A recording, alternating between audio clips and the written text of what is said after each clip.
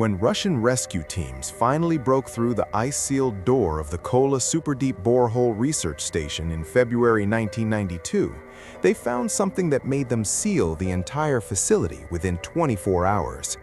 Dr. Dmitry Ozakov's final audio log was still playing on loop. His last words, "We've drilled into hell itself. The screaming won't stop. They're trying to come up." This is the story of what happened at the deepest hole ever drilled by human hands, and why the Russian government welded the entrance shut and classified everything that happened there. This is the Kola Superdeep Borehole incident of 1989. The Kola Superdeep Borehole was a Soviet scientific project that began in 1970 on the Kola Peninsula in northwestern Russia, just 10 kilometers from the Norwegian border.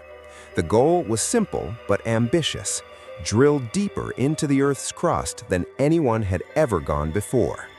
By 1989, after 19 years of continuous drilling, they had reached a depth of 12,262 meters. That's over 7.6 miles straight down into the Earth. It remains the deepest hole humans have ever drilled.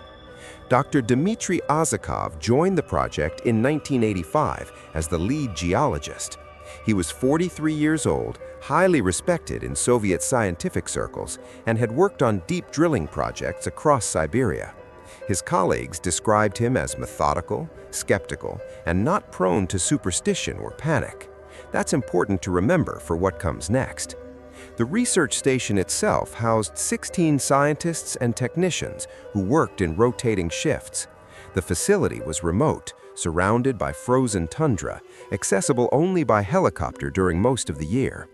Everything was proceeding normally until April 1989. On April 16th at 2:34 p.m., the drilling team broke through into a massive cavity at 12,066 meters depth. This wasn't expected. According to all geological surveys, there shouldn't have been any hollow spaces at that depth. The pressure and temperature should have been too extreme. But the drill bit suddenly dropped nearly 5 meters before hitting resistance again. Dr. Ozakov wrote in his official log, "Encountered unexpected void at depth 12,066 meters. Cavity appears to extend beyond measurement capability. Temperature readings abnormal. Expected 300 degrees Celsius at this depth. Instruments registering 1100 degrees Celsius. Recommend immediate analysis." The team lowered a heat-resistant microphone into the cavity to measure seismic activity and ambient sound, standard procedure for geological research. What they recorded would change everything. At 7:23 p.m. that same evening, the audio analysis team called Dr. Ozakov urgently. The microphone was picking up sounds, not geological sounds like rock shifting or gas escaping, human sounds, screaming, thousands of overlapping voices screaming in agony. The technician who first heard it, Yuri Kovlov, described it in his report. It sounded like a crowded stadium, but everyone was screaming. Not words, just screaming, and underneath it, a rhythmic pounding, like thousands of fists hitting stone. Dr. Ozakov initially dismissed it as equipment malfunction or audio interference. He ordered the microphone retrieved and replaced. But here's where it gets strange. When they pulled the microphone up, it was damaged. The heat-resistant casing, designed to withstand 1,500 degrees Celsius, was melted in several places, and scratched into the metal surface were marks that looked disturbingly like handprints, dozens of them, all trying to grab the device. On April 18th, they lowered a second microphone. Same results. The screaming was even louder. Seismographs at the station began registering rhythmic vibrations coming from the borehole every 3.7 seconds, not random seismic activity, but perfectly timed pulses. Dr. Ozakov wrote, "Impossible to explain current readings through conventional geology. Team morale deteriorating. 3 technicians have requested transfer. The sound is audible now even without amplification equipment. It's coming up the shaft." By April 20th, you could hear it standing near the borehole opening, a faint screaming sounding from over 12 kilometers below. Security cameras showed staff refusing to work near the drill site. One technician, Boris Kamenev, was found at 3 a.m. standing at the edge of the borehole, staring down into it. When questioned, he said, "They're calling to me. They know my name. They say there's room for one more."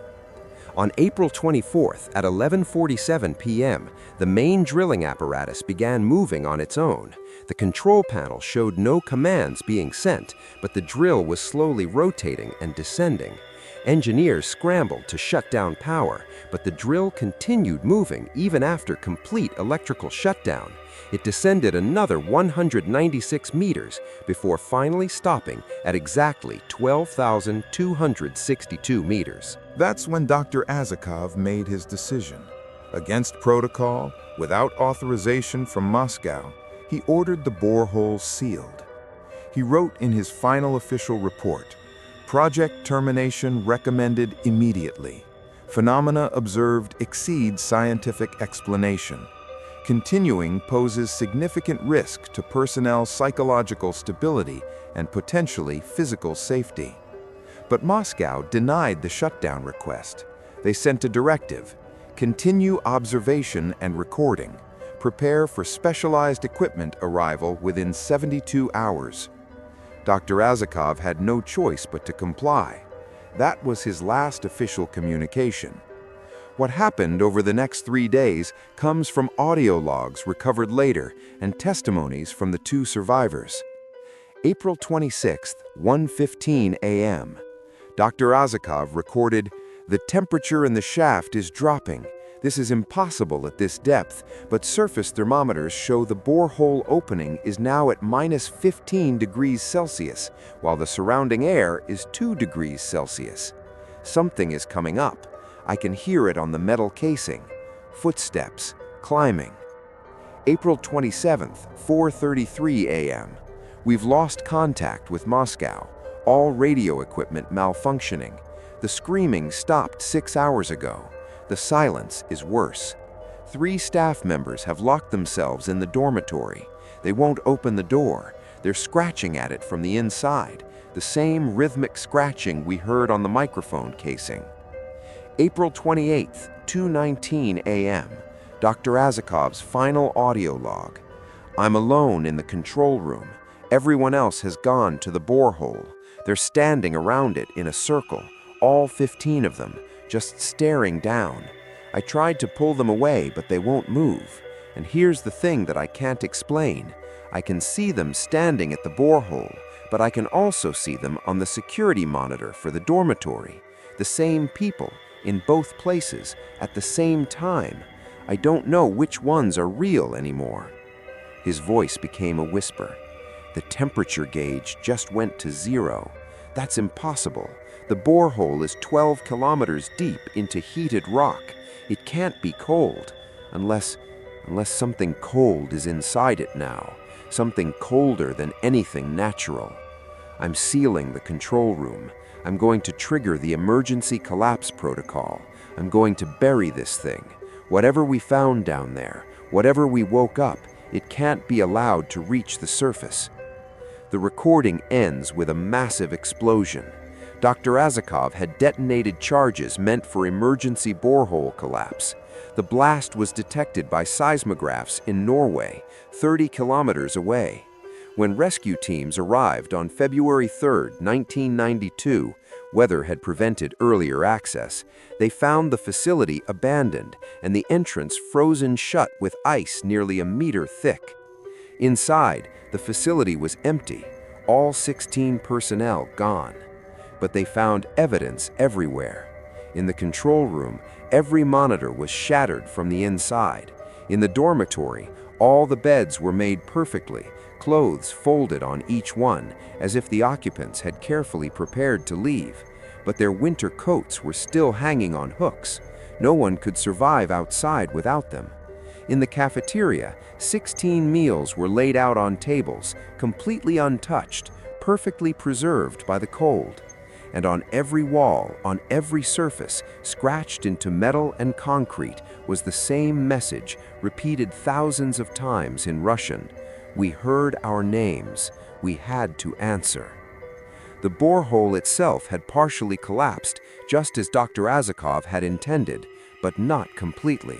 The shaft was still open down to approximately 9,000 meters. Cameras were lowered.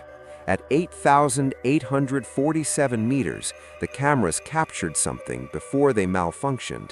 Shapes moving in the darkness, multiple humanoid figures climbing upward on the shaft walls.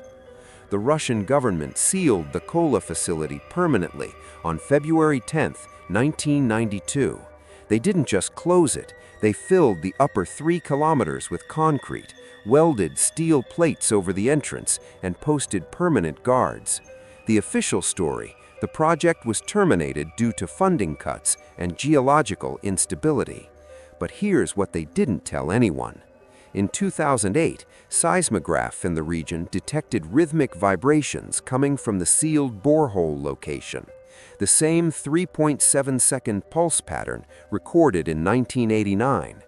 And in 2015, when a Norwegian geological team was surveying the area, they recorded audio from their seismic equipment. Faint, barely audible, but unmistakable. Screaming, coming from underground, from the direction of the sealed borehole. The facility remains sealed today. Google Earth shows the location as a cluster of abandoned buildings surrounded by fencing. But if you look carefully at recent satellite imagery, you can see something strange. There are new concrete barriers being added, more fencing, more security, as if they're still worried about something getting out. And according to a leaked report from 2019, guards at the site reported hearing knocking sounds from beneath the concrete seal. Always at night, always in that same rhythmic pattern, 3.7 seconds apart. Like something down there, something that's been waiting for over 30 years, is trying to remind us it's still there, still waiting, still calling names in the darkness.